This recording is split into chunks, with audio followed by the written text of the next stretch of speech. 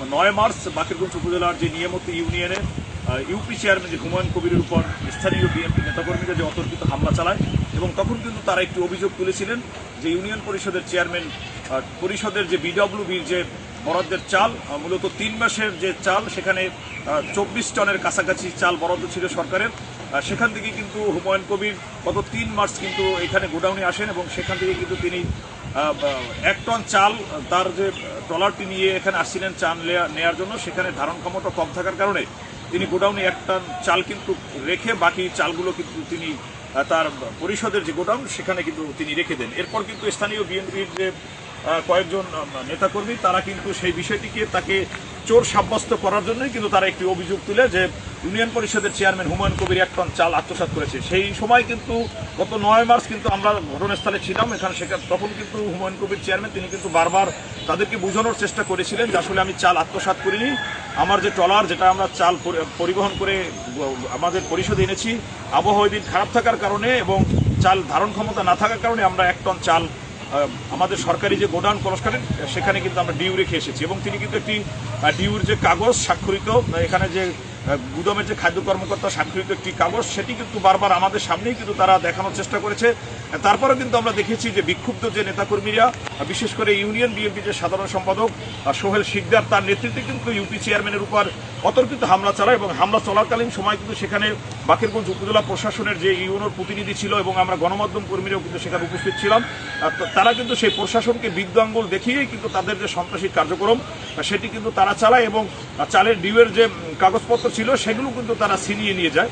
দর্শক আমরা সরাসরি কিন্তু আজকে সেই 1 টন চাল যে ডিউ রেখে গিয়েছিলেন আজকের কিন্তু পরিষদের চেয়ারম্যান হুমায়ুন কবির এসেছেন এবং গোডাউন থেকে কিন্তু সেই চালগুলো আজকে তিনি তার পরিষদে যে ডিউ যে 1 টন চাল ছিল সেই চালটি কিন্তু তিনি নিয়ে যাচ্ছে। এবং দর্শক আপনাদেরকে আরও জানিয়ে রাখি এখানে যে চাল দেখতে পাচ্ছেন ট্রলারটি এটি মূলত নিয়ামত ইউনিয়নের যে চালের ডিলার রয়েছেন মাওলানা সবুর তার যে চাল সেই তার চালের সাথেই কিন্তু তিনি এখানে পরিবহন সুবিধার জন্য তার যে 1 টন বকেয়া ছিল সেই চালটি তিনি নিয়ে যাচ্ছেন।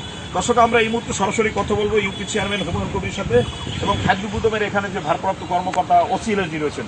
দর্শক আমরা এই মুহূর্তে সরাসরি কথা বলতে চাই আর নিয়ামত ইউনিয়ন পরিষদের যে চেয়ারম্যান হুমায়ুন কবির সাথে। ভাই আপনার কাছে প্রশ্ন যে আমরা দেখলাম যে আজকে আপনি এখান থেকে চাল নিয়ে যাচ্ছেন, এই চালটা কি আসলে এই ঘটনাটি ক্লিয়ার করবে? আপনারা জানেন যে আসলে আমি গত 3 তারিখ এখানে আমাদের বিডব্লিউডি যে চালটা এটা নির্বাচনের কারণে তফসিল হওয়ার পরে এই চালটা নেওয়া বন্ধ ছিল। এরপরে যখন আমাদেরকে নিতে বললো আমরা একত্রে 3 মাসের চাল পরিবহন সুবিধার কারণে একত্রে নিতে এসেছিলাম। তো 3 তারিখে আবহাওয়া খারাপ থাকার কারণে আমরা যখন চালটা ঢোকাচ্ছিলাম তখন শেষ দিকে আমাদের যে মাঝি ছিল তিনি বললেন যে আর চাল নিলে হয়তো একটা বিপদ হতে পারে, এই জন্য আমরা সেখানে 1 টন চাল আমরা সিএলএমজির সাথে আমাদের খাদ্য কর্মকর্তার সাথে আলোচনা করে আমাদের সিস্টেম অনুযায়ী আমরা যদি 1 টন নিতে না পারি একসাথে বিধিবিধান অনুযায়ী আমরা পিছনে রেখে গেছি। আমাদের ডিউর পিছনে এবং তাদের ডিউতে রেখে দিয়েছে। আমরা পরের দিনই আইন অনুযায়ী পরের দিনই আমাদেরকে যেহেতু জেলের চাল এবং যে আমাদের ডিউ হয়েছে এটা নেওয়ার কথা ছিল। এর মধ্যেই আপনারা জানেন যে 9 তারিখ আমরা যখন চাল বিতরণ করতে গিয়েছি তখন আমাদের ইউনিয়নের বিএনপির নেতাকর্মীরা বা বিএনপির লোকগুলো এসে আপনাদের সামনে কয়েকজন এসে আমাকে যেভাবে চাষ করে আমার উপরে হামলা করলে অভিযুক্ত যে আমি চাল আত্মসাৎ করেছি। আসলে সেই চালটাই আমি তাদেরকে বারবার বলেছি যে 1 টন চাল আমরা আনতে পারি না, আমাদের সামনে শুরুর সাথে আমরা আনবো, কিন্তু তারা সেটা আমাকে আসলে পরিকল্পিতভাবে চালের একটা অজুহাত দিয়ে আমার মিথ্যে অভিযোগ তুলে আমার উপরে হামলা করেছে। এই জন্য আজকে আমরা সেই চালটা এখানে নিতে এসেছি এবং আপনারা জানেন তোমরা যে চালটা দেখতেছেন আমাদের ইউনিয়নের ডিলার আব্দুল সবুর তার যে চাল রেশন কার্ডের এই চালটা আমরা এই যে প্লাস্টিকের বস্তা নিচ্ছি। আমাদের যে বিডব্লিউডির চাল এটা আমরা যে সালার বস্তা আমাদের চালটা নিচ্ছি 1 টন চাল 20 বস্তা 50 কেজির আমরা এটা আজকে নিচ্ছি। তো আমরা আশা করি চালটা নেওয়ার পরে আমরা ইউনো মহোদয়ের সাথে আলোচনা করেছি এবং আমাদের যে ক্যাব অফিসার তাকেও বলেছি, তারা তাদের মানে আলোচনার মাধ্যমেই তারাই আজকে আমাদের চাল নিতে বলেছেন এবং গোডাউন থেকে আজকে চাল নিচ্ছি। আশা করি আমরা নিয়ে সাধারণ যারা উপকারভোগী তাদের মধ্যে গ্রাহকের মাঝে আমরা ইনশাআল্লাহ চালটা অল্প সময়ের মধ্যেই আমরা বিতরণ করে দেবো ইনশাআল্লাহ। দর্শক আমরা এই বিষয়ে আরও একটু জানতে চাবো বাকেরগঞ্জ কলসকাঠির যে খাদ্য গুদামের ওসিএলজি রয়েছেন খাদ্য কর্মকর্তা তার কাছ থেকে জানতে চাবো আসলে বিষয়টা কি এই যে চালটা নিচ্ছে। নিয়ামতি ইউনিয়নের বিডব্লিউবি খাতের ফেব্রুয়ারি 2026 মাসের যে চাল তার পাওনা ছিল তার টোটাল 3 মাসের চাল পাওনা ছিল, কিন্তু তার 1 টন চাল সে নিতে পারে নাই। তার অনুরোধ ক্রমে আমরা পেন্ডিং রেখেছিলাম, আমাদের ডিও পিছনে লেখা ছিল, আমরা আংশিক বিলি বিতরণ করেছিলাম। তো আজকে সেই বাকি যে 1 মেট্রিক টন চাল তার এখানে আমাদের গোদামে রক্ষিত ছিল, সেটা সুন্দরভাবে পূর্ণ সন্তুষ্টিতে 100% ওজনে আমরা তাকে বিলি বিতরণ করে দিই। এবং তার ডিও গ্রাহকের যে মূল কপিটা সেটা ছিনিয়ে নেওয়ার কারণে আমরা তাকে একটা ফটোকপি প্রোভাইড করতেছি আমাদের ডিও।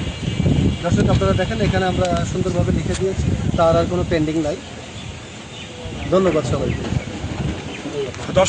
দর্শক আজকে কিন্তু এই ছিল বরিশালের বাকেরগঞ্জ উপজেলা নিয়ামতি ইউনিয়নের চেয়ারম্যানকে ঘিরে যে চাল আত্মসাতের যে মিথ্যে একটি অভিযোগ তুলেছিল সেটি সর্বশেষ। জিয়াউল হক, বাংলা মিডিয়া।